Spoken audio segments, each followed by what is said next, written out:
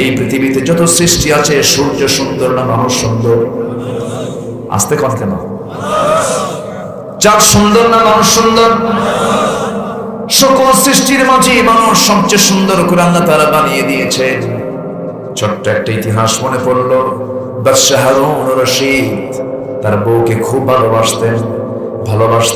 ভালোবাসার অতিশয্যে একদিন আবেগ আপ্লুত হয়ে চাঁদনি রাতের নিচে, চাঁদনি আকাশের নিচে বসে নিরিবিলি পরিবেশে গল্প করতে করতে বলছে, বউ আমার, আমি তোমাকে খুব ভালোবাসি, তুমি খুব সুন্দরী। বউটা খুশি হয়ে গেছে। এবার বলছে, আমার বউ, তুমি আমার চোখে চাঁদের চেয়েও সুন্দর। এখন বউ বলে, বেশি পাম দিচ্ছ, এত বেশি কইও না। এবার বউটার এই কথা শুনে এবার বাদশাহ হারুন বলতেছে, না রে না, সত্যি আমি তোমাকে মন থেকেই বলছি, তুমি যদি এই চাঁদের চেয়ে তুমি যদি বেশি সুন্দর আমার কাছে না হও, তাহলে তুমি তালাক। আরে কাউল করে ফেলছে। বলেন দেখে সহজ বিষয় কি হয়ে গেল? জটিল হয়ে গেল। সঙ্গে সঙ্গে বউটা নিজেকে গুটায় নিয়েছেন। মিসেস হারুন নিজেকে গুটিয়ে নিয়ে বলছেন, বাদশাহ হারুন, আপনি আমাকে যে কথাটা বলে ফেলেছে, এখন ফতুয়া না আসা পর্যন্ত আমি কিছুই করতে পারবো না। ফতুয়া আগে নেন। যেহেতু চাঁদ সুন্দর না হলে তো আমি আপনার স্ত্রীতে থাকতে পারবো না। দেখুন কি করা যায়। নরমাল সমস্ত আলেম ওলামা সব হাজির হয়ে বলছে, না না, কেমন করে হয়? চাঁদই তো সুন্দর হওয়ার কথা, তাহলে তো বেকায়দা হয়ে গেল। নরমাল সমস্ত ফতোয়ায় বউটা অবৈধ হয়ে যাওয়ার পথে হয়ে যাচ্ছে, তালাক প্রাপ্ত প্রায় হয়ে গেল। এমন সময় যোগশ্রেষ্ঠ একজন আলেমে দ্বীন এসে সামনে দাঁড়িয়ে বলছে, আমাকে যদি সুযোগ দেওয়া হতো আমি এই ব্যাপারে কিছু কথা বলতাম। আমি রায় দিচ্ছি, চাঁদের চাইতে মানুষ সুন্দর। সবাই বলে ফেললো, কেমন করে বলতো? সঙ্গী সঙ্গী তিনি একটা আয়াত বলে ফেললেন। সেই আলেমে দ্বীন একটা আয়াত বলে ফেললেন। সে আয়াতটা হলো, লাকাদ খালাকানাল কমারা ফি আহসানি তাকওয়িম। ঠিক হইছে না ভুল হইছে? কি কইছে? কি হবে? কমার হবে না ইনসান হবে? আয়াত দিয়ে উত্তর দিয়ে দিলেন। সবাই বলে ফেললো, তুমি তো আয়াতটা ভুল বলে ফেললে। এবার তিনি বলছেন, আয়াত যদি ভুল বলে ফেলি তোমাদের ফতুয়াটাও ভুল। আয়াত যদি ঠিক বলি তোমাদের ফতুয়াটা ভুল হয়ে গেছে। আমার আয়াতটাই আমি এখন ঠিক করে বলছি, লাকাদ খালাকানাল ইনসানা ফি আহসানি তাকওয়িম। হেলাল শ্রেষ্ঠ নয়, কমার শ্রেষ্ঠ নয়, শামসের শ্রেষ্ঠ নয়, বুরুজ শ্রেষ্ঠ নয়, বাহার শ্রেষ্ঠ নয়, সবচেয়ে শ্রেষ্ঠ সুন্দর কে? কে বানিয়েছেন? আল্লাহ বানিয়েছেন। ম্যাক্সিমাম প্রাণী হাত দিয়ে খায় না, মুখ দিয়ে খায়, কিন্তু একমাত্র মানুষ হাত দিয়ে খায়। জোরে করুন সুবহানাল্লাহ। আল্লাহ রাব্বুল আলামিন বান্দাকে অনেক সম্মান দিয়েছেন। ওয়ালাকাদ কাররামনা বনি আদম। আমি আদম সন্তানকে সম্মান দিয়েছি, মর্যাদা দিয়েছি। আদম সন্তানের সবচাইতে সম্মান কম না বেশি? বেশি। আমরা আদম সন্তান, এটাই বড় মর্যাদা। আবার অনেকে একটু অহংকার করে। মাস ছয়েক আগে আমার চট্টগ্রাম মাহফিল, আমি ঢাকা এয়ারপোর্টে ডোমেস্টিক সাইডে বোর্ডিং পাস নিয়ে মানে বিমানের অপেক্ষায় বসে আছি। বসবো কোথায়? বসার জায়গা পাচ্ছি না। যেখানেই যাই এখন পুরুষের আনাগোনা বেশি না মহিলার আনাগোনা বেশি? তো বোরকা টোরকা থাকলে তো হয়, তাও তো নাই। আগামীকালকে তো আবার 14 ফেব্রুয়ারি, কি যা হবে আল্লাহ জানে। তো বসবো কোথায় আমি চিন্তায় পড়ে যাচ্ছি, কোথায় বসে? সব তো উলঙ্গ, মেয়েরা তো কাপড় চোপড় পরে না এখন। মানে কাপড় চোপড় খুললে নাকি প্রগতি হয়, প্রগতি, উন্নতি, এটি নাকি সভ্যতা। কাপড় খুললে নাকি সভ্যতা হয়, তাকে নাকি সভ্য বলে। আর যারা কাপড় পরে নাকি ব্যাক, পুরান যুগের মানুষ, এরকম ওরা মনে করে। চিংড়ি মাছ চেনেন তো নাকি? এলাকায় চিংড়ি বলে তো নাকি? কিছু কিছু এলাকায় বলে ইচা মাছ। আচ্ছা, ইচা মাছ বলে বরিশালে। এই বরিশালের কে এখানে কেউ আছে নাকি? বরিশাল আচ্ছা আচ্ছা, ঠিক আছে। তো চিংড়ি মাছের মল, চিংড়ি মাছের যে মল পায়খানা থাকে কোথায়? এই জন্য আগে বেশি যায় না পিছিয়ে বেশি যায়? এদের মাথায় আছে হলো মল, কোনো বুদ্ধি নাই তো। মাথায় কি আছে? এই জন্য আগে যত যায় তার চাইতে পিছিয়ে বেশি যায়। এই জন্য কাপড় খোলা নাকি সভ্যতা। যে নায়িকা যত কাপড় খুলতে পারে তাকে বলা হয় সাহসী অভিনেত্রী। কম সাহস কাপড় খুলে ফেলে। জোরে কোন নাউজুবিল্লাহ। আজকে তাদের খুব কদর, সেলিব্রিটি। তাদের হাতে হাত কড়া লাগায় না, ডান্ডা বেড়ি লাগায় না, তাদের হাতে থাকে মেহেদির রাঙ্গা রং। তারা ল্যান্ড ক্রুজার গাড়িতে করে জেলখানা থেকে বের হয়ে আসে, হাজিরা দিতে যায়। আলেমদের সাথে যে আচরণগুলো করা হচ্ছে, পৃথিবীতে ভূমিকম্প হবে। ভূমিকম্পের কারণ আছে না নাই? চারটা কারণ আমি আজকে বলবো। জোরে বলি ইনশাআল্লাহ। সবাই শুনতে রাজি আছে তো ইনশাআল্লাহ? এত সুন্দর বাতাস না? যে এটা হলো পৌষ মাঘ চলে যাওয়ার পর কি নতুন একটি কাল, শীত বসন্ত। কি? আচ্ছা, ঋতুর রাজা কি? বলুন বলেন। ঋতুর রাজা বসন্ত। এই তো বসন্ত পাবো। যত ঋতু আছে 6টা ঋতুর শ্রেষ্ঠ বসন্ত। সুন্দর সময় আমরা বসেছি, প্রত্যেকটা গাছপালা যেন নববধূর মতো সাজতেছে। আলহামদুলিল্লাহ বলবেন না? নববধূ যেমন সাজে, প্রত্যেকটা গাছ তার পাতা ছেড়ে দিয়ে সুন্দর করে নতুন সাজে সাজতেছে দুনিয়া। আলহামদুলিল্লাহ বলবেন। কার অবদান? আসতে বলবেন না, কার অবদান? যশোরে কথা বলতে আমি একটু ভয় পাই। কেন জানেন? যশোরের মানুষের ভাষা আমার চেয়েও সুন্দর। আলহামদুলিল্লাহ বলুন। আপনাদের সাথে কথা বলতে গেলে হিসাব করে কথা বলতে হবে। এত সুন্দর মিষ্টি ভাষা আপনাদের। বলি আলহামদুলিল্লাহ।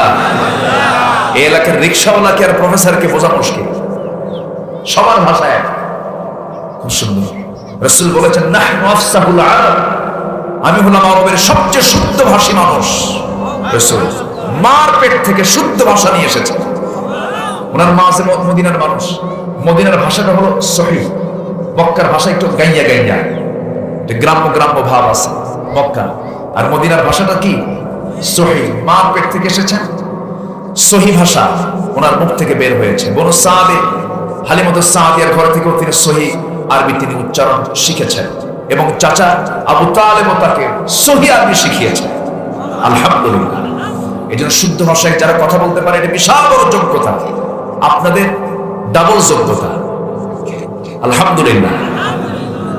সম্মানিত ভাই, তো আমি যেটা বলতেছিলাম, তো বোর্ডিং পাস করে আমি বসবো কোথায় দেখি অনেক দূরে এক মুরব্বী বসা, মাথায় টুপি আছে। ভাবলো আমিও টুপিওয়ালা, ওখানে গিয়ে বসি। সালাম দিলাম, সালাম দিয়ে পাশে বসলাম, কিন্তু সালামের জবাবটা মন মতো হলো না। আমার দিকে তাকায় কেমন জানি করতেছে, আমার দিকে টুপিও দেখতেছে বারবার। আমার দেশে আবার তো টুপি দেখেও সালাম টালাম দেয়। যদি টুপির সাথে মিলে তাহলে সালামটা দেয়, আর না মিললে এটা জানি কোন গ্রুপ, কি আর উত্তর দেবে। আমি কিন্তু বাস্তব কথাগুলো বলতেছি। আমি কি ভুল বলছি? আমার এত কৃপণ। ইন্নাল ইনসানা খুলিকা হালুআ। মানুষের মন তো ছোট, কিন্তু ইমানদারের মন কখনো ছোট হবে না। ইমানদারের মন কি হবে? আমি সালাম দিয়ে উনি উত্তর ভালো করে দেয় না, তা আমি আরো জোরে সরে বসলাম। বসে বললাম, মুরব্বী, তো আপনার নামটা কি?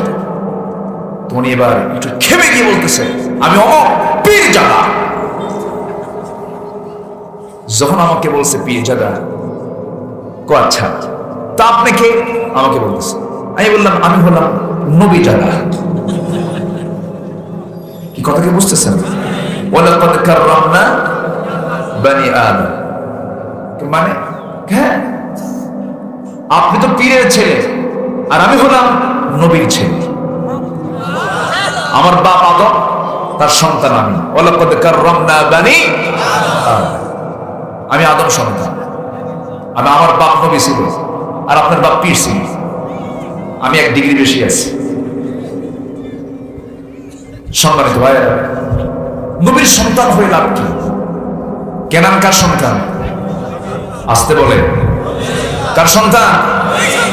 নবীর বাপ হয়ে লাভ কি? ইব্রাহিম আলাইহিস সালামের বাবার নাম কি? আজর। লাভ কি? লাভ আছে? নবীর বাবা হয়েও লাভ নাই, নবীর সন্তান হয়েও লাভ নাই। চৌধুরী, মির্জা, মোঘল, পাঠান, সাইয়াদ বংশ হয়ে কোনো লাভ নাই। লাভ হলো কি দিয়া?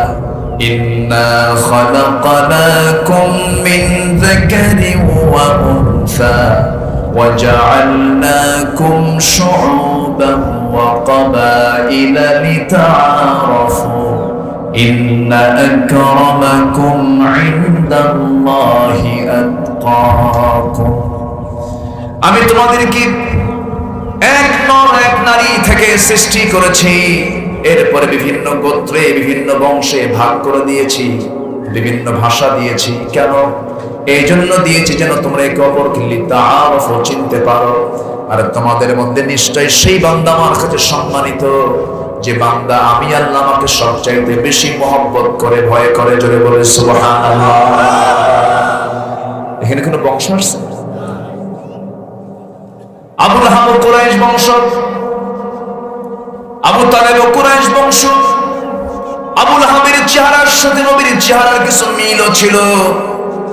আমার নবীজি আপন চাচা আবু লাহাব হওয়ার পরও কোনো লাভ হয় নাই, কারণ ঈমানটা নাই। বরঞ্চ গজবের সূরা নাযিল হয়েছে, তাব্বাত ইয়াদা আবি লাহাব ওয়া তাব্বা মা আগনা আনহু মালুহু ওয়া মা কাসাব সায়াসলা নারান যাতা লাহাবিন ওয়া ইমরাআতুহু হাম্মালাতাল হাতাব ফি জিদিহা হাবলুম মিন মাসাদ।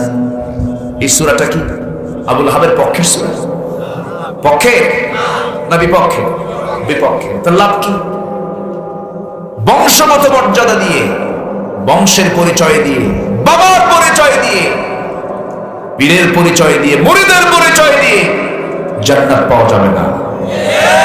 মর্যাদাকে উঁচুর দিকে নিতে গেলে, নিজের মর্যাদাকে উপরের দিকে নিতে গেলে একমাত্র পথ একটাই, ঈমান আনতে হবে কার উপরে? মুহাব্বত করতে হবে কাকে? আল্লাহ। সামান্য টুপি নিয়ে আমরা হিংসা করি, আমার বুঝে আসে না, জানেন? একটা বেচারা হয়তো দাড়িটাকে ছোট রাখছে, দাড়ি ছোট রাখা ঠিক না, এটা ফুসুকি কাজ, এটা খারাপ, ভালো না। বাস ফতুয়া হয়ে গেছে, ও তো ফাসেক, ও তো ঈমানই ঠিক নেই। না, আমার নবীজি এমন করে মানুষকে দাওয়াত দেননি। নবীর কাছে কত নোংরা লোক, কত জঘন্য লোক নবীর কাছে এসে সোনার টুকরা হয়ে গেছে। জোরে করো সুবহানাল্লাহ। আমার নবী যেমন ছিলেন না, ফাবিমা রাহমাতিন মিনাল্লাহি লিনতা লাহুম ওয়া লাউ কুনতা ফাযযান গালিযাল কলবি লানফাদ্দু মিন হাওলিক ফাআফু আনহুম ওয়াস্তাগফির লাহুম ওয়াশাফিরহুম ফিল আমর। জোরে বলি আল্লাহু আকবার। নবী, আপনি যদি রূঢ় আচরণের হতেন, মেজাজি হতেন, আপনার সামনে কেউ আসতো না, বসতো না। আমার নবী এত বিনয়ী ছিলেন যে যে স্তরের লোক হোক না কেন, নবীর কাছে আসতো, তৃপ্তি ভরে নবীর সঙ্গে তারা কথা বলতো। জোরে বলি সুবহানাল্লাহ। ইহুদির লাশ যাচ্ছে, কিসের লাশ? রাসূল দাঁড়ায় গেলেন, রাসূল দাঁড়ায় গেলেন। বলা হলো, হুজুর আপনি ইহুদিকে সম্মান জানায় দাঁড়ায় গেলেন? রাসূল বললেন, ও ইহুদি হতে পারে, সে কি মানুষ না? সে তো মরে গেছে, একটা মৃত মানুষ, আমি কেন দাঁড়াবো না? আল্লাহু আকবার বলেন। রাসূল ছিলেন মানবতার নবী, আলহামদুলিল্লাহ বলেন। আপনি একজন খারাপ নারীকে শুধু খারাপ বলি গালি দিবেন, দাওয়াত দিবেন কখন? একটা খারাপ মানুষকে আপনি খারাপ বলে শুধু গালি দিবেন, তাকে দাওয়াত দিবেন কখন? না। আমরা সব সময় পজিটিভ মাইন্ডে আমরা চলার চেষ্টা করব, জোরে বলি ইনশাআল্লাহ। যে সাহাবী এক কাপড় দ্বিতীয় দিন পরতেন না, যে সাহাবী এক সুগন্ধি দ্বিতীয় দিন লাগাতেন না, বিলাসী বাবার বিলাসী সন্তান কালিমা গ্রহণ করেছেন, মদিনায় হিজরত করে চলে আসছেন, করুণ অবস্থা, খাওয়া পায় না, কাপড় নাই, উহুদ যুদ্ধের ডাক এসেছে, সেই যুদ্ধে তিনি হাজির হয়েছেন, যুদ্ধে অংশগ্রহণ করে তিনি শাহাদত বরণ করলেন। যখন তিনি শাহাদত বরণ করেন, মুসআব রাদিয়াল্লাহু তাআলা শহীদ যখন হয়ে গেলেন, নবীর কাছে সংবাদ গেল, ইয়া রাসূলুল্লাহ, ওই মুসআব তো দুনিয়া থেকে বিদায় নিয়েছে, কি করা যাবে? তার গায়ে একটা চাদর আছে, সেই চাদর দিয়া মাথা ঢাকলে পা ঢাকে না, পা ঢাকলে মাথা ঢাকে না, কি করব আমরা? রাসূল বলেন, সাহাবীরা রে, আমার মুসআবের জন্য যে চাদরটা আছে সেই চাদর দিয়ে মাথার অংশ ঢেকে দাও, পায়ের অংশ যতটুকু বের হয়ে থাকে ইস্কির নামক ঘাস দিয়ে ঢেকে দিয়া তাকে কাফন দাফন করে দাও। যেরকম সুবহানাল্লাহ। সাহাবীরা কাপড় পায় না, আর আমরা কাপড় বেশি পাই, মারামারি করি, লম্বা টুপি, গোল টুপি, পাঞ্জাবি, জুব্বা, ঠিক কিনা বলেন? ইন্নাল্লাহা লা ইয়ানজুরু ইলা সারিকুম ওয়ালা ইলা জাসামিকুম ওয়ালাকিন ইয়ানজুরু ইলা কুলুবিকুম ওয়া আমালিকুম। আল্লাহ তোমাদের চেহারা দেখবেন না, বেশভূষা দেখবেন না, আল্লাহ দেখবেন তোমাদের অন্তরের খবর এবং তোমাদের আমলনামা। জোরে বলি সুবহানাল্লাহ। এর মানে কিন্তু আমি সুন্নাহকে ইনকার করছি না। দাড়ি কাটা ছাটা হারাম, দাড়ি রাখা ওয়াজিব। বলেন দাড়ি রাখা কি? পৃথিবীর সমস্ত উলামা একমত, দাড়ি রাখা কি বলেন? ওয়াজিব। এটা কিন্তু আমি ঢিল করছি না, কিন্তু বিষয়টা হলো সবকিছুর আগে চিন্তা করতে হবে মুসলিম ভ্রাতৃত্ব যেন নষ্ট না হয়। আমার কথা কি বুঝতেছেন আপনারা? ভ্রাতৃত্বের দিকটা আগে দেখতে হবে, সবার পরে না, সবার আগে আগে দেখতে হবে। ইন্নামাল মুমিনুনা ইখওয়া ফাসলিহু বাইনা আখওয়াইকুম। কিন্তু আমাদের এই ভ্রাতৃত্বের সংকট এখন আছে না নাই? আসতে বলবেন না, আছে না নাই? সবচাইতে বেশি হলো আজকে ভ্রাতৃত্বের সংকট। ভ্রাতৃত্বের সংকট আজকে মুসলমান। ভ্রাতৃত্ব আমরা তৈরি করব, জোরে বলি ইনশাআল্লাহ। আমরা সময়গুলোকে লস করব না। সামনের যে দিনগুলো আছে আমরা কোন একটা সেকেন্ডকে সময় আমরা অপচয় করব না। আমরা যে কোনো কাজ আমরা করতে যাব, সময় লস না করে সময়গুলোকে কাজে লাগাবো। আমি একটা ব্যবসার কথা বলছি, এই জায়গায় একটা আয়াত আমি ধরেছি। এই আয়াতের মধ্যে আল্লাহ তাআলা ব্যবসার কথা বলেছেন। ব্যবসার নাম শুনলে মানুষ কি মানে আগ্রহ কমে না বাড়ে? বাড়ে। একটা ব্যবসা, তখন কিন্তু মানুষের একটা আগ্রহ বাড়ে, মানুষ কিন্তু ব্যবসাকে ভালোবাসে। তো আল্লাহ তাআলা এখানে তিজারা শব্দ প্রয়োগ করেছেন, বলেছেন আমি তোমাদের একটা ব্যবসার কথা বলবো, যে ব্যবসা করলে কোনো লস নাই। একটু আসতে বলি সুবহানাল্লাহ, জোরে বলি সুবহানাল্লাহ। দুনিয়ার ব্যবসা করতে গেলে লসও আছে, লাভও আছে, কিন্তু আল্লাহ তাআলা বলতেছেন কি এই ব্যবসায় কোনো লস নাই। সেই ব্যবসার পুঁজি হলো তিনটা। কয়টা? তিনটা পুঁজি। তিনটা কাজ করবা, কোনো লস পাবে না, কোনো লস নাই। আমি তোমাকে লাভবান করে জান্নাত দিয়ে দেব। জোরে বলে সুবহানাল্লাহ। এই তিজারা শব্দটা আল্লাহ তাআলা সূরা সাফের মধ্যে বলেছেন, এখানে সূরা ফাতিরও বলছেন, ইন্নাল্লাযীনা ইয়াতলুনা কিতাবাল্লাহি ওয়া আকামুস সালাতা ওয়া আনফাকু মিম্মা রাযাকনাহুম সিররান ওয়া আলানিয়া ইয়ারজুনা তিজারাতান লান তাবুর। আল্লাহ রাব্বুল আলামিন বলেন এই তিনটা পুঁজির এক নাম্বার পুঁজি হলো ইন্না, নিশ্চয়, আল্লাযীনা যারা ইয়াতলুনা, যারা তেলাওয়াত করবে, কিতাবাল্লাহ, আল্লাহর কিতাবকে যারা তেলাওয়াত করবে। এক নম্বরে তেলাওয়াত করব কার কিতাব? আসতে বলবেন না, কার কিতাব? নিয়মিত না অনিয়মিত? বলেন নিয়মিত। এমন ফ্যামিলি আছে বছরে একদিনও আল্লাহর কালামের সামনে আসে না, কোরআন তেলাওয়াত করে না, পড়েও না। কোরআনকে তারা ভয় পায়। কেমন করে ভয় পায়? কোরআনটাকে সুন্দর করে কাপড় চোপড় দিয়া মোড়ায়া তাকের উপরে থুয়ে দেয়, আছে না? মানে ভয়ে রাখছে কোরআন, এরকম আছে না? বলেন তো, ভয়ে থুয়ে দিস, ভয়ে রেখেছে।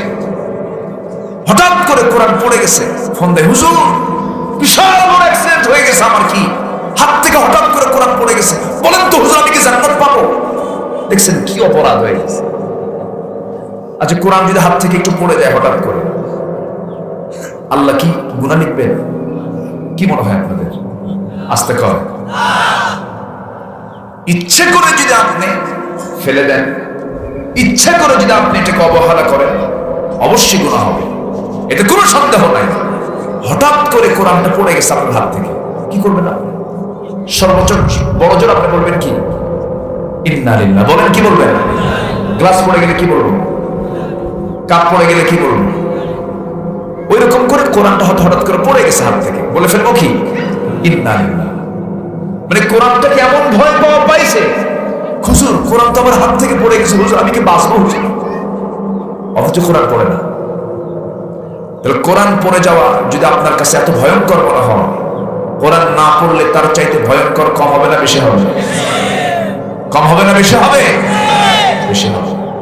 বরঞ্চ কোরআনটাকে পকেট ডায়েরি বানাতে হবে, কোরআনটাকে হৃদয়াত্মস্থ করতে হবে। যেখানেই যাব আমি কোরআনকে সঙ্গে নিয়ে চলবো, কোরআনকে সাথে নিয়ে চলবো। হঠাৎ করে আমার সামনে বড় বিপদ হয়ে গেছে, বলবো আল্লাহু লা ইলাহা ইল্লা হুয়াল হাইয়ুল কাইয়্যুম লা তাখুযুহু সিনাতুন ওয়া লা নাওম।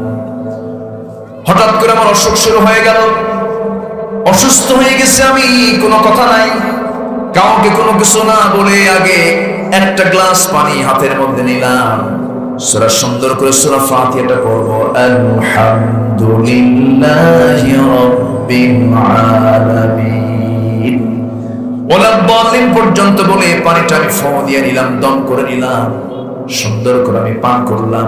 আল্লাহ মৃত্যু রোগ ছাড়া সমস্ত রোগের ঔষধ আল্লাহ তাআলা সূরা ফাতিহার মধ্যে রেখে দিয়েছেন। হুজুরদের কাছে গেলে পানি পড়ায় দেয়, জোরে কয় না আস্তে কয়? আস্তে কেন কয়? এই তো গোমর তো ফাঁস করে দিলাম। হুজুররা একটু চালাকি করে, আমি যা বলি এতে তো ওটাও জানে, সেও জানে, আমি যদি জোরে বলে ফেলি সে তো আমার কাছে আসবে না। না না, কারো দোয়া কেউ পড়ার দরকার নাই, নিজের দোয়া নিজে পড়া উত্তম না অনুত্তম? নিজের দোয়া নিজে পড়া উত্তম। সমস্যা হয়ে গেছে আপনার, আপনি সমাধান করবেন, আপনি আল্লাহর কাছে চাবেন। সুন্দর করে সূরা ফাতিহা যদি কোনো বান্দা পড়ে যদি দম দেয়, মৃত্যু রোগ ছাড়া সমস্ত ঔষধ আল্লাহ তাআলা এই সূরার মধ্যে রেখেছেন। সূরার নাম হলো সূরাতুশ শিফা। আমার বন্ধুগণ, বদনজর আখিরি জামানায় সবচেয়ে উম্মতের জন্য সবচেয়ে অনিষ্ট হবে বদনজর। বদনজর থেকে বাঁচার জন্য আল্লাহ রাব্বুল আলামিন কত আগে রাসূলকে উপহার দিয়েছেন দুইটা সূরা, 11টা আয়াত সম্বলিত দুইটা সূরা, সূরা ফালাক, সূরা নাস।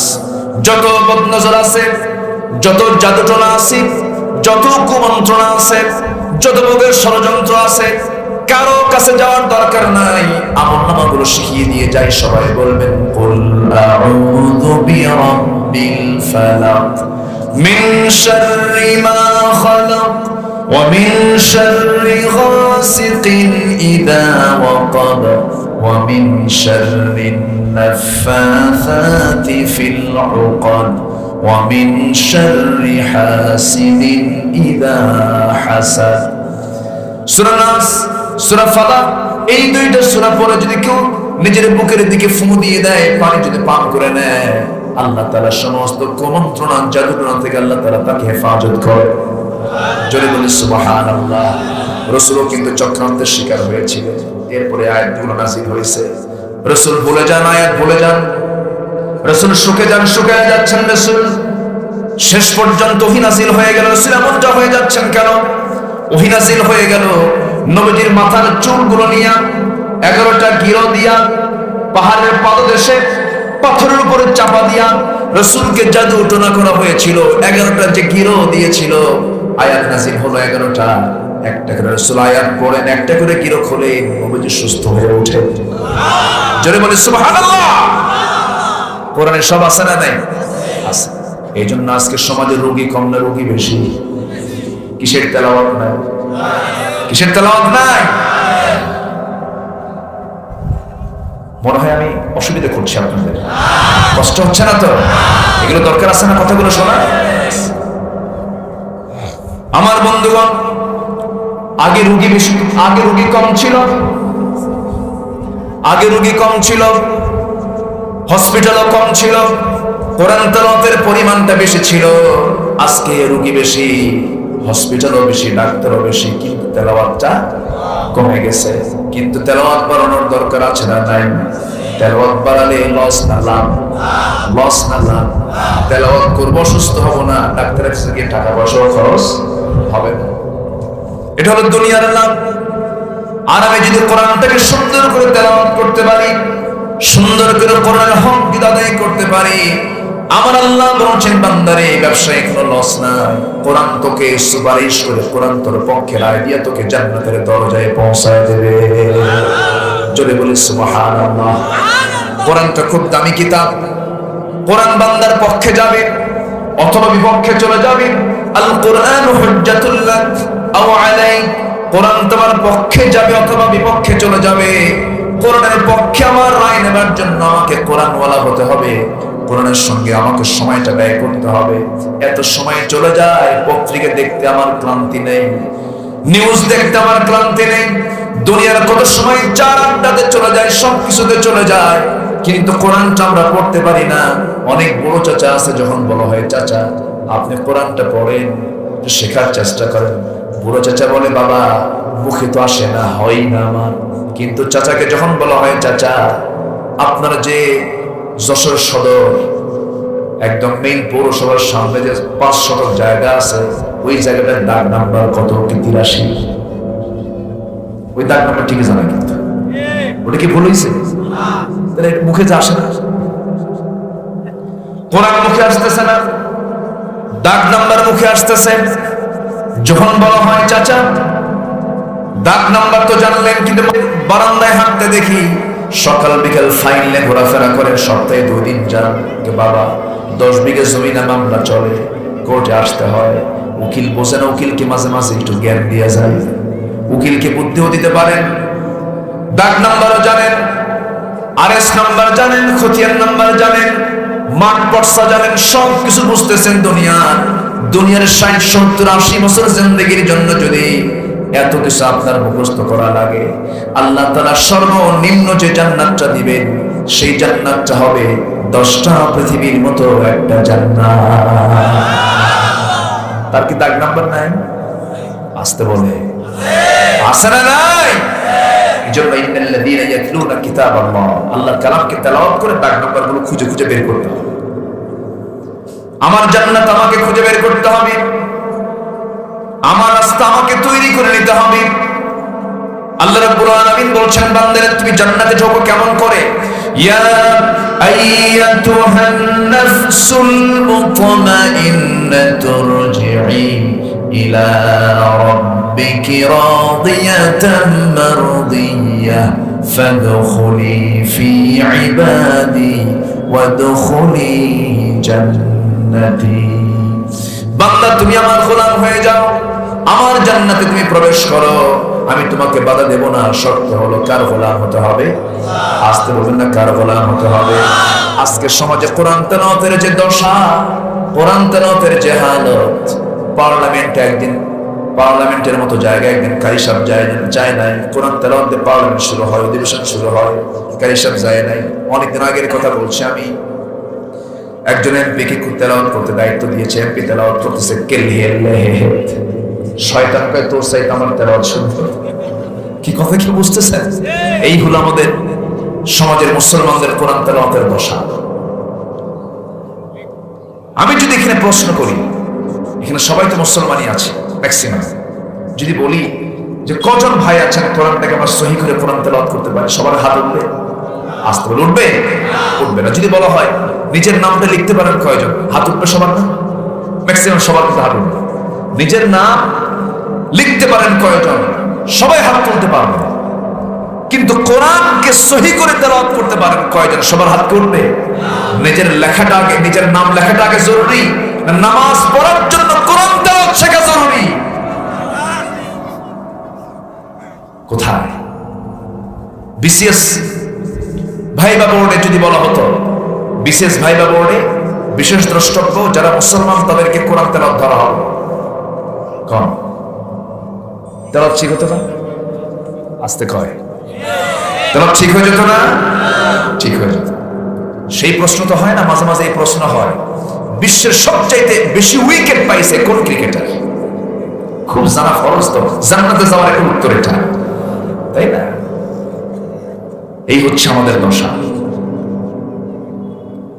আজকে মুসলমান কোরআন পড়তে পারে না। অবশ্যই আমাদের এখানে ঘাটতি, শুধু ঘাটতি না, চরম ঘাটতি আছে। আছে না নয়?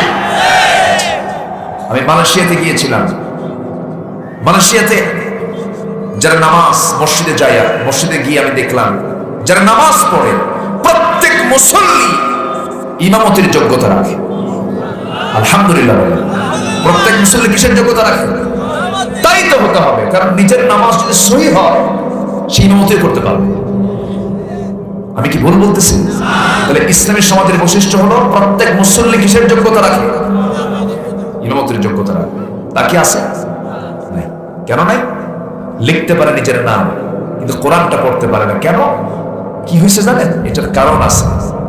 আমাদের কিছু মুরব্বী আছে যারা বলে মানুষ আগে বানর ছিল। এই বানর গুলো এই ডিস্টার্ব গুলো করে যাচ্ছে। আসতে বলবেন না, ঠিক কিনা? বানরের বংশধরদের কাছ থেকে আদম সন্তানদের শিক্ষা নেবার কিছু না।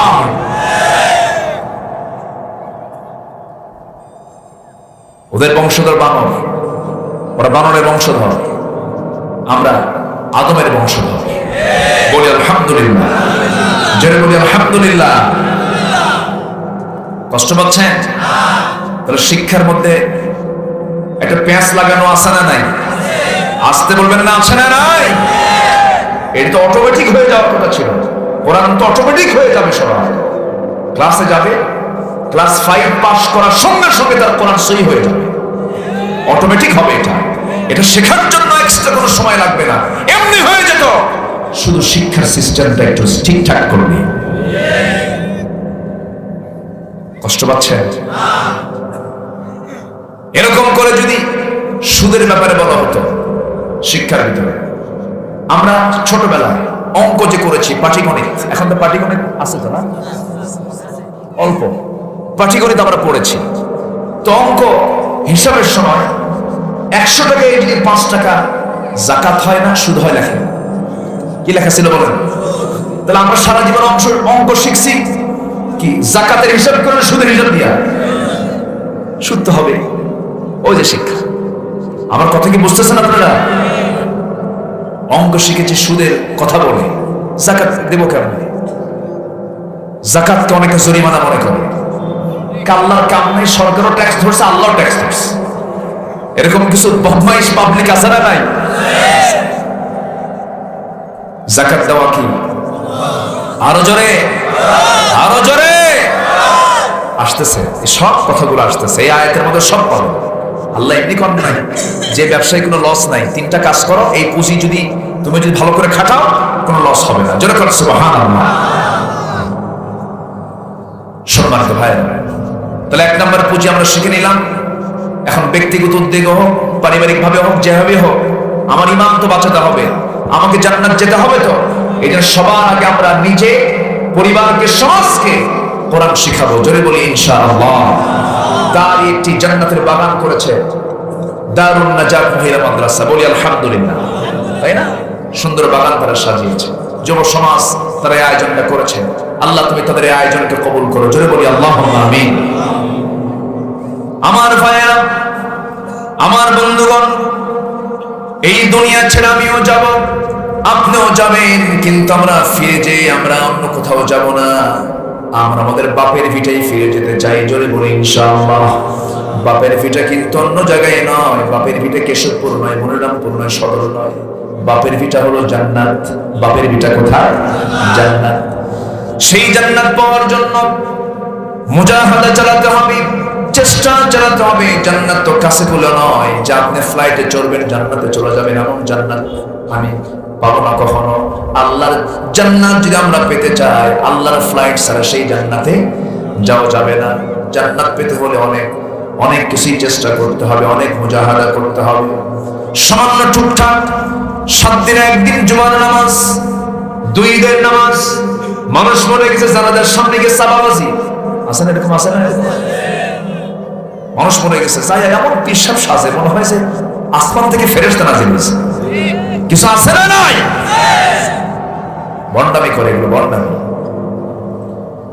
ঠাকঠুক মেরে কয়েকটা সেজদা দিলাম, রুকু করলাম, রমজান মাসে আসলে রোজাটা রাখলাম, মসজিদ বানালাম, মাদ্রাসা বানালাম, টাকা আছে হজ করলাম, আর মনে মনে ভাবলাম আল্লাহ আমার জান্নাত না দিয়ে যাবে কোথায়? এত সহজ জান্নাত নয়। জান্নাত যেতে হলে পরীক্ষা দিয়ে পাশ করে জান্নাতে যেতে হবে, ঠিক কিনা? একই বান্দা যুগের পরে যুগ জেল খাটবে, ফাঁসি রশিদে ঝুলবে। একই বান্দা জিহাদের ময়দানে তাকে ক্ষতবিক্ষত করে টুকরো টুকরো শহীদ করে ফেলবে, সেও জান্নাত পাবে। আর ঠাকঠুক মেরে কিছু সেজদা দিয়া ভাবলাম যে আমিও জান্নাত পাবো। জান্নাত মামুর বাড়ির আবদার নয়, জান্নাত পেতে হলে পাশ করে জান্নাতে যেতে হবে। সস্তায় জান্নাত পাওয়া যাবে না। সর্বনিম্ন জান্নাত হলো 10টা পৃথিবীর মতো একটা জান্নাত। কল্পনা করা যায়? এই পৃথিবী নিয়ে যারা আমরা ভাবি, যারা একটু ভাবুক মানুষ, আমি যতটুকু গবেষণা করেছি,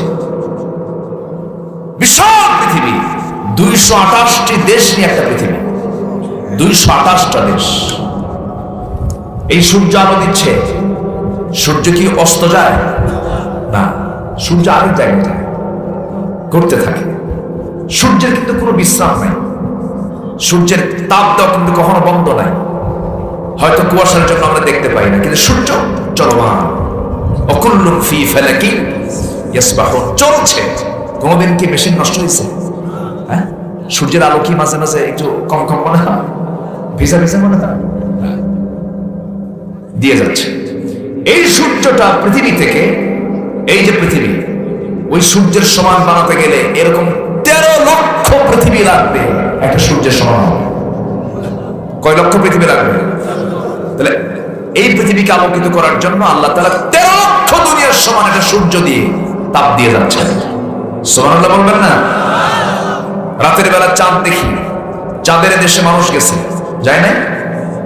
মঙ্গল গ্রহে মানুষ পৌঁছেছে, পাথফাইন্ডার বিভিন্ন নভোযান নিয়ে চলে গেছে। এখন আদম সন্তান চাঁদ দেখলো, আদম সন্তান মঙ্গল গ্রহ দেখলো। আদম সন্তান যদি মনে করে যে একটু তারকার দেশে যাব, তারকা কি? ওই চাঁদের পিছনে আমরা রাতের বেলা মিটিমিটি করে জোনাকির মতো জ্বলা কিছু আমরা আলো দেখতে পাই, এটাকে বলা হয় কি? তারকা, স্টার। এই তারকাগুলো আবার এত বড়, বেটেল জুইস নামে একটা তারকা আছে, এই 13 লক্ষ গুণ বড়। এই সূর্যের চাইতে বেটেল জুইস 33 কোটি গুণ বড়। বড় কম হয়ে গেছে, বড় কম হয়েছে। আচ্ছা, সুপারনোভা 8টা। এরপরে প্রক্সিমা সেন্ট্রাই নামে একটা তারকা আছে, যেটা পৃথিবী থেকে সবচেয়ে কাছের তারকা। পৃথিবীর সবচেয়ে কাছের তারকা হলো প্রক্সিমা সেন্ট্রাই। এই প্রক্সিমা সেন্ট্রাইটা এত কাছে হওয়ার পরেও, পৃথিবীর সবচেয়ে নিকটবর্তী হওয়ার পরেও, বিজ্ঞানীরা বলতেছে যদি কোনো ব্যক্তি যদি এই প্রক্সিমা সেন্ট্রাই নামক এই তারকার দেশে যেতে চায়, পৃথিবীর সবচেয়ে দ্রুতগামী নভোযান হলো এখন অ্যাপোলো 11। অ্যাপোলো 11 এর গতি হলো প্রতি ঘন্টায় চলে 39,000 কিলোমিটার। 39,000 কিলোমিটার। এখান থেকে মক্কা হলো 5 থেকে 6,000 মাইল। প্রতি ঘন্টায় এই অ্যাপোলো 11 চলছে হলো 39,000 কিলোমিটার। মানুষ বানাইছে কিন্তু নভোযান, নভোতে যাওয়ার জন্য, সৌরজগতে যাওয়ার জন্য, মহাকাশে যাওয়ার জন্য।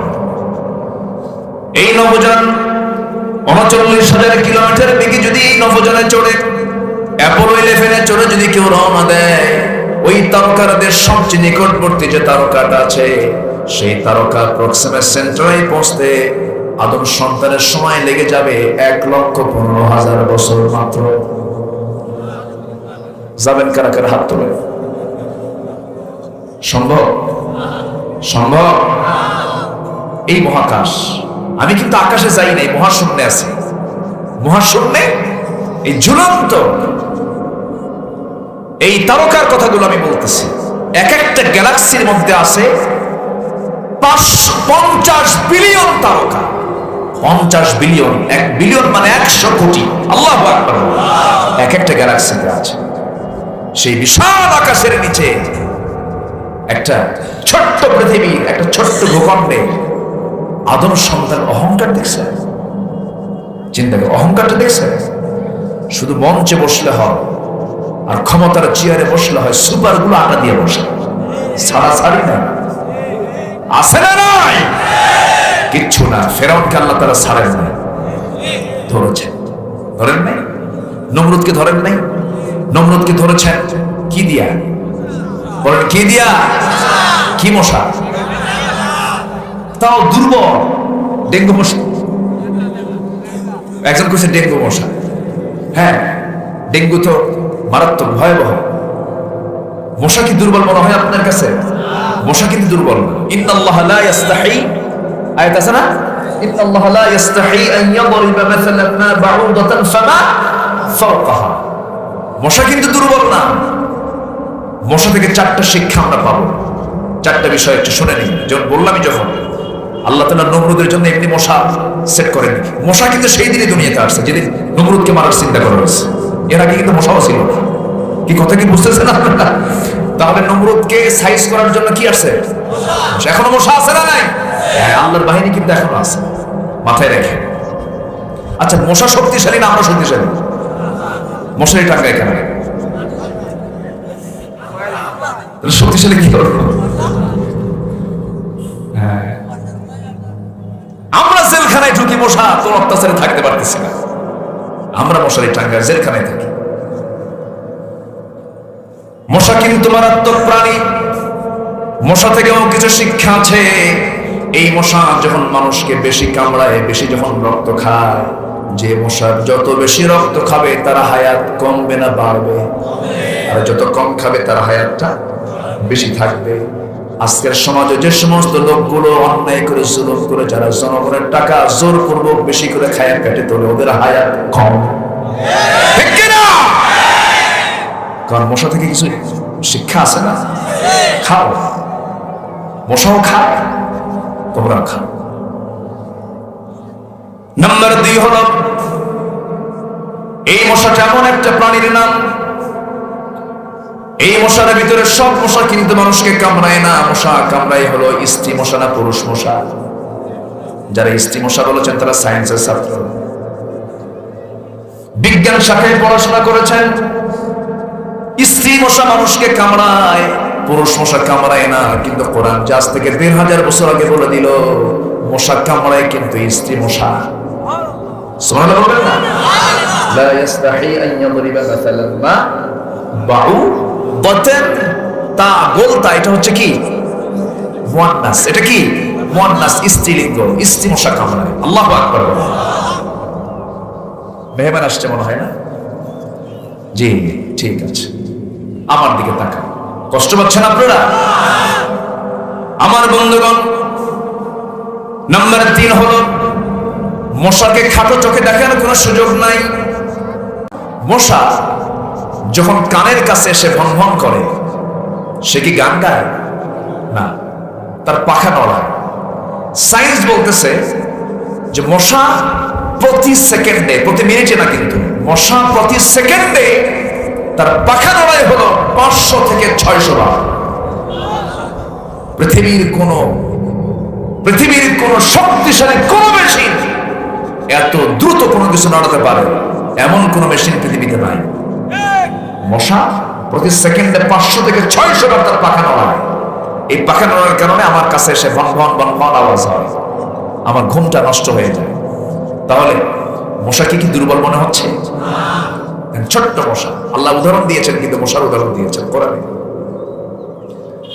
আরেকটা মশার দিক হলো, এই পৃথিবীর গোটা দুনিয়ার মানুষ জানে ইব্রাহিম আলাইহিস সালামকে আগুনে নিক্ষেপ করে মারতে চেয়েছিল যে লোকটা, তার নাম কি বলেন? নমরুদ। এই নমরুদের মতো এরকম অসভ্য লোকটাকে আল্লাহ রাব্বুল আলামিন খতম করার জন্য কি প্রস্তুত করেছিলেন? মশা। আল্লাহ বলছেন, ও দুনিয়ার মানুষ, আমি যদি কাউকে ধরে ফেলি, আমি ধরি না, কিন্তু ধরলে আল্লাহ ছাড়ি না। আল্লাহ সহজে ছাড় দেন, কিন্তু ছেড়ে দেন না, ধরে ফেলেন। ফেরাউন 1600 বছর হায়াত পেয়েছিল, কোনোদিন সে লক্ষ্যই করে নাই যে আমার এমন পরিণত হয়ে যাবে। মুসা আলাইহিস সালামকে সে প্ল্যান করে সমস্ত সেনাবাহিনী দিয়ে, তার বাহিনী দিয়ে মুসা আলাইহিস সালামকে তার সদল বলে সবাইকে সেই সমুদ্রের মুখোমুখি করে ফেলেছে, দরিয়ার মুখোমুখি করে ফেলেছে, নীল দরিয়ার মুখোমুখি করে ফেলেছে। আজকে মুসা তোমাকে শেষ করে ফেলবো, পানিতে চুবায় মারবো তোমাকে। কিন্তু আল্লাহ বলছেন, ঠিক আছে, পানিতে চুবায় মারা হবে, কিন্তু লোকটা ভিন্ন হবে। মুসা হবে না, তুই ফেরাউন মরবি। ঠিক কিনা বলেন? তোর প্ল্যানই হলো ঠিক আছে, কিন্তু ব্যক্তিরা চেঞ্জ হয়ে যাবে। মুসা আলাইহিস সালাম সামনে দাঁড়ায় গেলেন, চতুর্দিকে ফেরাউনের বাহিনী, কেমন করে পার হবেন তিনি? কিন্তু ইমানদারের সবচেয়ে বড় সাহসকে আসতে বলবেন না কে? বান্দারা যখন দেওয়ালে পিঠ থেকে যায়, সেই সময় বান্দাকে সাহায্য করেন কে? ইমানদারের সাহায্যকারী কে? আল্লাহ তাআলা। মুসা আলাইহিস সালাম সামনে দাঁড়ায় বলছেন, আল্লাহ, পিছনে তো ফেরাউন দাঁড়ায় গেছে, কি করব আমি? মৃত্যু ছাড়া তো কোনো উপায় নাই, সামনে তো দরিয়া, কি করা যাবে আল্লাহ বলো। আল্লাহ বলছেন, মুসা, বান্দার যখন বিপদ চূড়ান্ত হয়ে যায়, তখন আমার সাহায্য অজীব হয়ে যায়। আজকে আমি তোমাকে সুন্দর করে সাহায্য করে এই দরিয়ার এপার থেকে ওপারে তোমাকে আমি সুন্দর নিরাপদে পার করে দেব। মুসা বলছেন, আল্লাহ, কোনো নৌযান তো নাই, কোনো নৌকা তো নাই, কোনো জাহাজ তো নাই, কেমন করে পার হব? আল্লাহ বলছেন, মুসা, তোমার হাতে কি লাঠি নাই? সুবহানাল্লাহ বলবো। তোমার হাতে তো লাঠি আছে, আমি আল্লাহ তোমাকে হেফাজত করব। 12টা বাড়ি মারো। 12টা বাড়ি মারলেন দরিয়ায়, লাঠি দিয়ে শুধু আঘাত করলেন, 12টা বাড়ি মারলেন, সঙ্গে সঙ্গে 12টা রাস্তা হয়ে গেল বাইপাস সহ, যেন কারো যেতে যেন কষ্ট না হয়, জ্যাম যেন না লাগে, ট্রাফিক কন্ট্রোল যেন ঠিক থাকে। 12টা রাস্তা হয়ে গেল, 12টা রাস্তায় 12টা গোত্রের লোক সব পার হয়ে গেছে। ফেরাউন হামানকে বলে, হামান, কাম তো সারা, মুসা তো পার হয়ে গেছে, শক্তি সঞ্চয় করে ফেলবি, সে তো আমার সবকিছু সালতানাত দখল করে ফেলবে। আমি তো টেনশনে পড়ে গেলাম, কি করা যায়? ও তো শক্তি সঞ্চয় করে আবার সে ফিরে আসবে আমার দিকে, কি করব আমি বলো? হামান বলছে, কোনো চিন্তা করবেন না নেতা, আমি একটু দেখি রাস্তার কি খবর। রাস্তা তো বাপ বানাইছে। হামান করলো কি, ঘোড়া চালাইয়া দিল, এপার থেকে ওপার গেল, ওপার থেকে এপারে আসলো, রাস্তা ক্লিয়ার, টোটাল রাস্তা ক্লিয়ার। দেখে এবার বলছে, বস, রাস্তা ক্লিয়ার, কোনো সমস্যা না, আমি গেছি, আসছি। আল্লাহ কয়, ধরবো তোকে একটু পরে, আগে ফেরাউনকে ধরবো। আল্লাহু আকবার। কে ধরেছেন? কে ধরেছেন? এখনো তার মৃত লাশ আমি নিজের চোখে দেখেছি, আছে না নাই? এখনো আছে না নয়? আল-ইয়াওমা নুনাজ্জিকা বিবাদানিকা, ফেরাউন তোর দেহটাকে কিয়ামত পর্যন্ত শুটকি করে রাখবো। দেখবে পৃথিবীর নব্য ফেরাউনরা ইতিহাসের চরম পরিণতি কি হতে পারে, জুলুমের ফলাফল কি হতে পারে। ফেরাউন এখনো ইতিহাসের সাক্ষী হয়ে আছে না নাই? আছে না নাই? মাথার চুলও আছে, হাতের চামড়াগুলো আছে, কিছু দাঁতও আছে, কি দাপট, সব শেষ করে দিয়েছেন এক মুহূর্তের ভিতরে। তিনি কে? আসতে বলবেন না, তিনি কে? তার ক্ষমতাকে পাকাপোক্ত করার জন্য বউটাকে পর্যন্ত ছাড়ে নাই। আসিয়াকে বলেছে, আসিয়া, শুনলাম তুমি নাকি দিন গ্রহণ করেছ। আসিয়া বললেন, আমার স্বামী। শুনবেন কেন? আপনি তো আমার স্বামী হন, আপনার যৌবন আমার কাছে, আমার যৌবন আপনার কাছে। আমি আপনাকে ভালোবাসেও বলতে চাই, আপনি দিন গ্রহণ করুন। আমার যে আল্লাহ, আপনারও সেই আল্লাহ। যেরকম সুবহানাল্লাহ দাওয়াত দিলে, কিন্তু ক্ষমতা কি মোহ, দুনিয়ার কি দাপটের মোহ, নেতৃত্বের কি মোহ। সে বলে ফেলল, আসিয়া, আমার রাষ্ট্রে কারো কোন আইন চলবে না, তোমার খোদার কোন আইন চলবে না, আমার আইন চলবে। চিন্তা করেন কি অধ্যত্ত আচরণ করলো। শেষ পর্যন্ত আসিয়া বললেন, আমার স্বামী, আপনি আমার ব্যাপারে কি করবেন জানি না, আমি শেষ চেষ্টা করলাম, আমি হাসতে হাসতে শহীদ হয়ে যাব, বাতিল শক্তির কাছে মাথা নত করবো না। আসিয়ার কি সম্মান কম ছিল? গোটা দুনিয়ার পরাশক্তি ফেরাউন, গোটা দুনিয়ার কি পরাশক্তি, তার বউ হলো মিসেস আসিয়া, মিসেস ফেরাউন, সেকেন্ড নাগরিক। সেই পথ তিনি ছেড়ে দিলেন, বললেন না, আমি আল্লাহর দ্বীন গ্রহণ করে নিয়েছি। জান্নাত কি সস্তা? আসিয়া আলাইহিস সালাম কি করলেন? শেষ পর্যন্ত তাকে আলটিমেটাম দিয়ে দিল, চূড়ান্ত কথা বলে দিল, তুমি কি করবে বলো। আসিয়া বলছেন, আপনি আমার ব্যাপারে কি করবেন জানি না, তবে আমার চূড়ান্ত কথা, আপনি আমার প্রতি অত্যাচার যত বাড়াবেন আমার ঈমান তত পাকা হয়ে যাবে। স্বামী হয়ে বইয়ের উপরে চড়াও হয়ে গেল। হামানরাও পরামর্শ দিল, ফিরআউনা ওয়া হামান ওয়া জুনুদাহুমা, মন্ত্রী পরিষদ বৈঠকি। হামান বলে ফেললো, বুকের শত্রু বড় শত্রু, তোমার ঘরের শত্রু বড় শত্রু, আসিয়াকে শেষ করে দাও। আসিয়া তার ক্ষমতাকে পাকাপোক্ত করতে গিয়া আসিয়াকে পর্যন্ত সে ধরে ফেললো। আসিয়া আলাইহিস সালাম আত্মীয়তার দিকে তাকালেন না, স্বামীর দিকে তাকালেন না, সন্তানদের দিকে তাকালেন না, সামাজিক মর্যাদা দেখলেন না, দুনিয়ার মোহ দেখলেন না, দুনিয়ার সুখ দেখলেন না, সবচেয়ে দেখলেন, সবচেয়ে কাছে নিলেন কাকে? এটার নাম ঈমান। এটার নাম কি? আসিয়া আলাইহিস সালাম শেষ পর্যন্ত দেখতে পেলেন তার সামনে জল্লাদ রেডি হয়ে গেছে, জল্লাদ তার মাথায় করাতটা ঠেকায় দেবে। তাফসীর ইবনে কাসির আসছে, সূরা তাহরিম পড়বেন। সূরা তাহরিমের মধ্যে আল্লাহ রাব্বুল আলামিন আসিয়া আলাইহিস সালামের দোয়াটাও কোট করেছেন। আসিয়া আলাইহিস সালাম তিনি দোয়া করছেন, কি দোয়া? রব্বি বিনিলি ইনদাকা বাইতান ফিল জান্নাহ ওয়া নাজ্জিনি মিন ফিরআউনা ওয়া আমালিহি।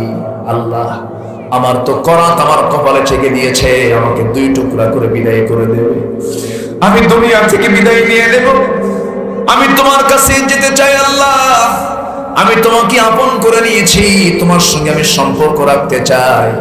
আমাকে দুনিয়ার সমস্ত লোক আমাকে দুনিয়া থেকে বিদায় করে দিচ্ছে, কিন্তু তোমার কাছে একটা দোয়া, আল্লাহ আমার জন্য বানায় দিবা, আমার জন্য ইনদাকা তোমার কাছে বাইতান একটা ছোট্ট ঘর, ফিল জান্নাহ জান্নাতের মধ্যে, জান্নাতের মধ্যে তোমার ঘরের সঙ্গে আমার একটা ছোট্ট ঘর বানায় দিবা। আল্লাহ, জোরে বলো সুবহানাল্লাহ, জোরে বলো সুবহানাল্লাহ।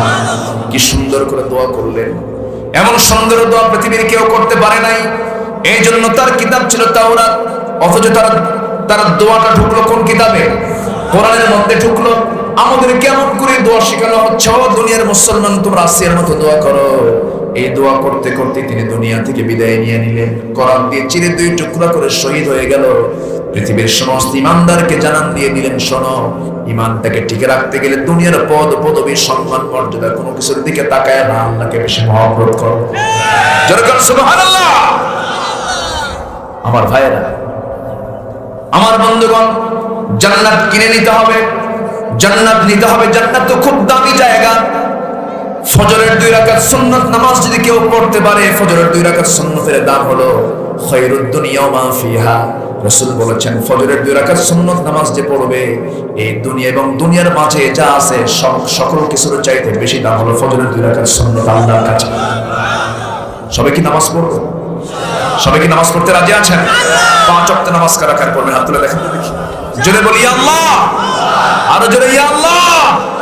আমাদেরকে ফজর, জোহর, আসর, মাগরিব, ইশা 5 ওয়াক্ত সালাত আদায় করে তুমি আল্লাহ দিয়া দাও। জোরে বলি আমিন, আরো জোরে আমিন, আরো জোরে আমিন। হাত নামান, কষ্ট দিয়ে ফেললাম মনে হয়। 500 অনেক মা বোন আসছেন মাহফিলে, মায়ের আছে না? 500 অনেক মা বোন আসছেন। মা বোনদের জন্য আমি মেসেজ দিয়েছি কিছু আলোচনার মধ্যে। আমি তিনটা কাজ আমি মৌখিকভাবে শাব্দিকভাবে বলে দিচ্ছি। 1 নম্বর কাজ হলো, আল্লাহ তাআলা বলছেন ইন্নাল্লাযীনা ইয়াতলুনা কিতাবাল্লাহ, এরপর আল্লাহ তাআলা বলছেন ওয়াকামুস সালাত, যারা নামাজ কায়েম করবে। নাম্বার 3 হলো যারা খরচ করবে আল্লাহর পথে প্রকাশ্যে গোপনে, প্রকাশ্যে গোপনে। এই 3টা কাজ যারা করবে আল্লাহ বলছেন তাদের ব্যবসায় কখনো লস হবে না। জোরে বলে সুবহানাল্লাহ।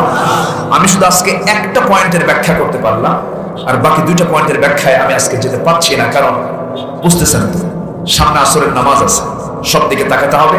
তো মাদেরকে একটু বলতে চাই, মেহেরবানি করে মা, আপনার জন্য শুধু একটা আমল আমি শিখাই দেব।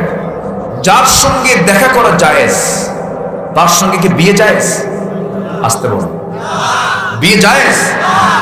আর যার সঙ্গে দেখা করা না জায়েজ, হ্যাঁ, তার সঙ্গে বিয়ে জায়েজ। কি আমার কথা কি বুঝতেছেন? নিজের ভাই, তার সঙ্গে বিয়ে জায়েজ, দেখা করা জায়েজ। তো যাদের সঙ্গে দেখা করা জায়েজ নাই, এমন পুরুষের সঙ্গে আপনি পর্দা করে চলবেন। মোবাইলে কারো ইনবক্সে নক দেওয়া মানে কেউ কারো বেডরুমে ঢুকে পড়া। আমার কথাটা বুঝছেন? যুবকরা বুঝতেছো তো? যুবকরা, কারো কোনো ইনবক্সে তুমি যখন একটা সালাম দিবা, তুমি তার বেডরুমে ঢুকে গেছো, মারাত্মক অপরাধ। মোবাইল ব্যবহার করা, যদি প্রশ্ন করে আমাকে কেউ, শরীয়তের দৃষ্টিকোণ থেকে মোবাইল ব্যবহার করা কি? যার ঈমান দুর্বল তার মোবাইল ব্যবহার করা জায়েজ নাই। কি কথা কি ক্লিয়ার? শিশুর হাতে যদি আপনি আপেল দিয়ে আর একটা চাকু দিয়ে বলেন, বাবা আপেলটা কাটো তো, ওকে আপেল কাটবে না হাত কাটবে? হাত কাটবে। চুয়াডাঙ্গা মাহফিল ছিল গত 3 দিন আগে, চুয়াডাঙ্গা। আমি খেতে বসছি, এক মুরব্বী এসে কাঁদে, বলে হুজুর মনে খুব দুঃখ। কেন, কি হয়েছে? আমার একটা মাত্র মেয়ে, বিয়ে হয়েছে হলো ঠাকুরগা, মেয়েটাকে দেখতে পারি না, দেখতে পাই না। ঠাকুরগা, আপনি এখান থেকে ঠাকুরগা বিয়ে দিলেন? বিয়ের ঘটককে মোবাইল। কি কথা, কথা কি বুঝতেছেন আপনি? বিয়ের ঘটককে। এখন মেয়ের বাপরা এখন চিন্তা করেন, যদি মেয়ের হাতে যদি মোবাইল দেন, তাহলে ঘটকটা দিয়ে রাখে, ও ব্যবস্থা করে খুঁজে নেবে। বাবা মেয়েকে বিয়ে দেবে, মা আমি তোমার মেয়ে, তুমি আমার মেয়ে, আমি তোমাকে বিয়ে দেবে। ছেলে একটা দেখছে, পছন্দ হয়েছে, মুখে দাঁড়িয়ে আছে, নামাজ পড়ে। আব্বা তোমার দেখার কি দরকার, আমার কি চোখ কান নাই? আমি 2-3টা লাইনে রাখছি, নাউজুবিল্লাহ বলবেন না? আগামীকাল 14ই ফেব্রুয়ারিকে যারা ভালোবাসা দিবস মনে করে, তাদের চরিত্র ঠিক নেই। আসতে পারবেন না? জোরে বলো ঠিক কিনা?